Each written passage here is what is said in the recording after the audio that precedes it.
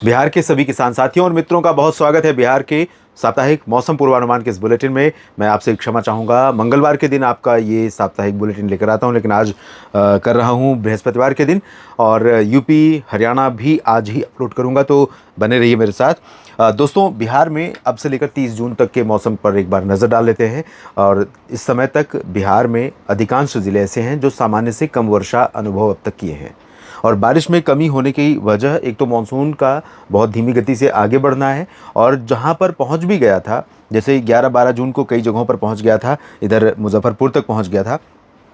उसके बाद से जिन जगहों पर मानसून पहुंचा था वहां भी, जहां नहीं पहुंचा वहां पर भी मानसूनी हवाएं या आर्द्रता लेकर, नमी लेकर के पहुंचने वाली हवाएं उतनी ज़्यादा मात्रा में नहीं बढ़ पा रही थी बिहार के ऊपर, जिसके कारण बहुत जगहों पर बरसात नहीं हुई है। लेकिन कुछ पूर्वी ज़िले ऐसे हैं जहां पर बारिश रोज़ बन रहे हैं। किशनगंज से लेकर पूर्णिया, अररिया, सुपौल और मधेपुरा, सहरसा तथा आसपास के भागों में, इन भागों में कुछ स्थानों पर वर्षा भी रोज़ देखने को मिल रही है। तो अब अगले 5-6 दिनों के दौरान जो संभावना दिखाई पड़ रही है दोस्तों, उसके अनुसार चांसेस ये हैं कि आज और कल में मधुबनी और दरभंगा तथा खगड़िया और बांका, मुंगेर, बेगूसराय, लखीसराय, इसके पूरब में कुछ जगहों पर, इसमें भागलपुर और कटिहार भी शामिल होंगे, पूर्णिया भी शामिल होंगे। तो यहाँ पर कुछ जगहों पर हल्की वर्षा, कहीं पर मध्यम बौछारें गर्जना के साथ देखने को मिल सकती हैं, गिर सकती हैं। और वैशाली, नालंदा या जहानाबाद, नवा, औरंगाबाद, देवास और बक्सर, कैमूर तथा भोजपुर और सारण, सिवान, मुजफ्फरपुर, सीतामढ़ी, पूर्वी और पश्चिमी चंपारण, गोपालगंज, सिवान, इन क्षेत्रों में बारिश की जो स्थिति है वो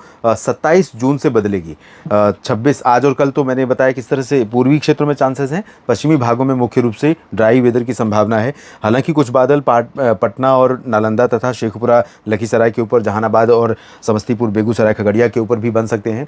लेकिन यहाँ पर बनने वाले बादल यहाँ पर बारिश देंगे ऐसा बहुत ज़्यादा उम्मीद दिखाई नहीं दे रही है, जबकि इधर संभावनाएं हैं थोड़ी सी, और बाकी जगहों पर संभावनाएं कम है। और 2 दिन के बाद 27 जून से राज्य के ऊपर कई जगहों पर, क्योंकि 27 जून से चांसेस हैं कि उत्तर प्रदेश की तरफ मानसून आगे बढ़ेगा, तो जो यहाँ पर मोतिहारी के आसपास बनी हुई है लाइन, जो मानसून की लाइन गुजर रही है यहाँ से, तो वो लाइन क्या होगी कि अगले 2-3 दिनों में छत्तीसगढ़ को भी पार करेगी, झारखंड और बिहार को भी पार करेगी।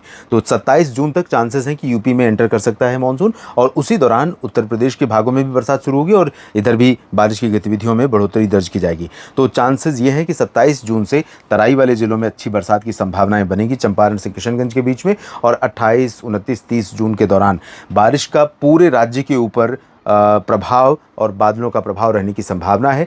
कई जगहों पर काफ़ी घने बादल हो सकते हैं, और ऐसा नहीं होगा कि एक ही समय में सिवान में भी बारिश हो रही है, मुजफ्फरपुर में इसी समय, मोतिहारी में, या बक्सर और कैमूर में, या फिर भागलपुर, दरभंगा में, सब जगह पर बारिश की संभावनाएं हैं। अलग अलग समय, अलग अलग दिनों में ज़्यादा प्रभाव रहेगा। तो कुल मिलाकर इतना मैं कहना चाहूँगा, उसको डेट वाइज मैं नहीं बता सकता हूँ, लेकिन 27, 28, 29, 30 ये 4 दिन ऐसे होंगे जब उत्तर के क्षेत्रों से लेकर मध्य और दक्षिण के क्षेत्रों में अलग अलग पैच अलग अलग दिनों में डेवलप होंगे, और हल्की से मध्यम वर्षा कई जगहों पर, कुछ स्थानों पर मध्यम से भारी वर्षा इन दिनों के दौरान दिखाई पड़ सकती है। तो अभी तक का जून का जो समय बीता, मानसून सीजन का पहला महीना लगभग अब समापन की ओर है, तो उस समय की तुलना में ये जो आखिरी सप्ताह है, 3 सप्ताह जो बीते हैं, उनसे बेहतर हो सकता है बिहार के लिए, और राज्य के कई जिलों पर बरसात की गतिविधियां ठीक ठाक रिकॉर्ड की जा सकती हैं, जो खेती के काम को आगे बढ़ाने और किसान साथियों का हौसला बुलंद करने, उनका आत्मविश्वास बढ़ाने में इन हवाओं की बहुत अहम भूमिका हो सकती है।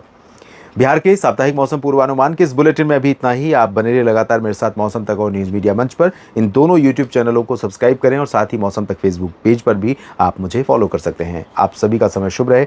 आप सभी का मेरे साथ जुड़ने के लिए दिल से धन्यवाद। बने रहिए इसी तरह से मेरे साथ। नमस्कार।